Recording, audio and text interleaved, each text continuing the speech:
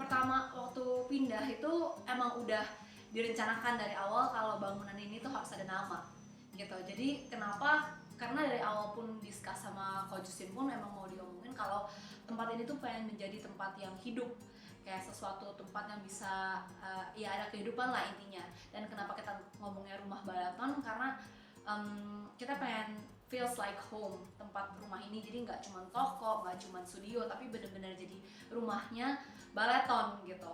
Tapi by the way, walaupun kita menjadikan ini rumahnya Balaton, tapi kita punya aim untuk rumah ini bisa jadi anggapannya rumah buat semua orang, dan that's why we call it home, biar ya everybody can feel it like home gitu sih. Halo, perkenalkan nama gue Justin dari Both Interior Design Studio. Jadi kita backgroundnya adalah interior design konsultan dan arsitektur design konsultan. Kita biasanya menghandle banyak project residential, commercial project, dan juga ini salah satu project pertama kita ya yang mengenai florist gitu. Untuk kendala rumah Balaton sih pasti ada ya, karena ini renovasi rumah lama dari yang udah umur 30 tahun. Kendala utamanya sih pasti karena rayap, karena Jakarta Utara, dan plafon di rumah ini tuh semua masih pakai kayu. Yang pasti rayapnya tuh ada di hampir semua ceiling di bangunan ini. Terus yang kedua tuh karena daerah sini juga termasuk banjir, jadi kita juga mesti mikirin mengenai desain depannya gitu loh. Desain depannya apakah nanti air bisa masuk atau enggak, dengan ketinggiannya nanti diatur juga oleh kontraktor gitu. Kan ini kan di jalan raya, jadi kita harus memikirkan desain pagar biar bagus tapi tetap aman dari bahaya-bahaya yang tidak diinginkan. Jadi itu pembangunan Balaton sebenarnya ideal tuh 1,5 bulan. 1,5 bulan itu masih setengah-setengah finish, yang harusnya tuh bisa kita pepet sampai 1,5 bulan itu udah selesai. Cuman karena kepotong libur lebaran, jadi mundur sampai 2 bulan. Nah, kenapa bisa dibilang sangat cepat prosesnya? Karena apa ya? Paling penting tuh sebenarnya trust ya, trust antara klien sama desainer gitu. Jadi kita berdua tuh sama-sama udah tahu poinnya tuh, tujuannya mau kayak apa, hasilnya. Terus ya kita kerjasama sama vendor-vendor, kontraktor dan lain-lain juga yang akhirnya membuat proses pengerjaan semua jadi lebih cepat aja gitu. Oke, kalau masalah pindah memang itu udah menjadi sebuah mimpi dari awal ya, yang seperti kalian tahu juga Balaton itu juga dari awal kan dari rumah. We start from home, rumah juga rumahnya Sasa. Cuman waktu itu tuh udah karena kita barang makin banyak, stok bunga juga makin banyak, orang-orang yang kerja di dalam juga makin banyak, dan yang menjadi titik baliknya tuh waktu itu habis Valentine's.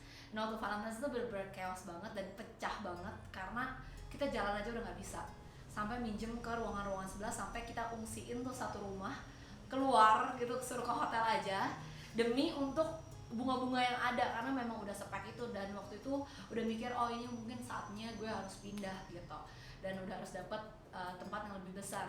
Dan yang paling nggak nyangkanya lagi ternyata kita dapat rumahnya sebesar ini gitu, jadi itu part of dream sih. Yang before ini paling kelihatan bedanya itu ya fasad ya, karena fasad di sini tuh kelihatan banget tuh rumah zaman dulu yang pokoknya di sini kan deretannya perumahan ya, maksudnya tipikal perumahan itu kelihatan banget gitu.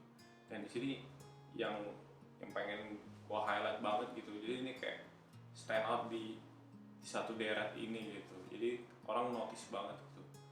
Dari segi interior sih yang paling kita highlight tuh area foyer ya, karena area foyer itu kayak the first impression orang masuk ke rumah Balaton. Dan di situ awalnya sebelumnya pakai kaca-kaca Ray-Ban gitu yang warna hitam, jadi kayak sinar mataharinya padahal bagus banget dari pagi ini. Terus itu kalau misalnya kita take out, kita ganti, kita perbesar, itu cahayanya masuk akan lebih bagus sih. Jadi ya itu juga sih sampai pengen maksudnya kayak secara konsep keseluruhan itu rumah Balaton ini juga nggak pengen mengubah terlalu banyak kan gitu. Selain keputusan budget, dan dia juga kayak rumah tua ini kan udah banyak yang yang di preserve lah ya. Maksudnya kita nggak mau pengen ngehilangin esensi rumah tuanya juga gitu. Jadi beberapa hal ada yang kita pertahanin, seperti foyer marble, lantai marble itu kita pertahanin supaya kelihatan nih itu emang dari sana itu begitu. Nah salah satu contohnya juga itu di fasad kan. Di fasad itu ada satu bagian tuh kisi-kisi dari besi gitu, yang kayak dulunya tuh bekas pelang brand buat taruh logo lah gitu, buat taruh nama gitu. Nah itu yang kita, kalau kalian lihat di foto-fotonya nanti, itu yang akan kita lanjutin gitu jadi satu kesatuan fasad gitu. Jadi bukan cuma buat taruh brandnya, bahkan kita nggak taruh brandnya di situ, itu jadi satu elemen yang fluid gitu, yang di nge-highlight satu bangunan ini, yang nge-cover tanda kutip ketidakbagusan fasad bangunannya.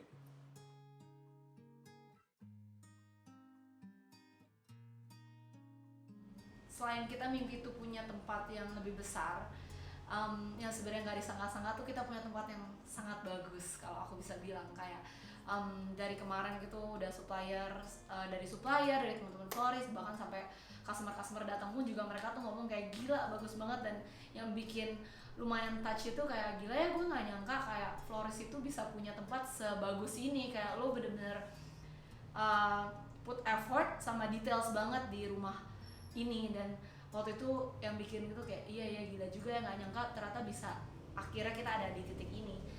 Kita punya mimpi lain selain punya tempat sendiri, tapi kita juga mau tempat ini tuh bisa menjadi part of dream buat orang-orang lain juga, selain untuk bisa menjadi pastinya berkat buat orang-orang lain juga dan bisa dipakai buat orang untuk berkarya juga. Nah kita pengen jadiin rumah ini tuh jadi suatu tempat buat orang-orang juga lah, bisa merasakan kalau ya lo bisa bermimpi lah di sini gitu. Asik kayak gitu.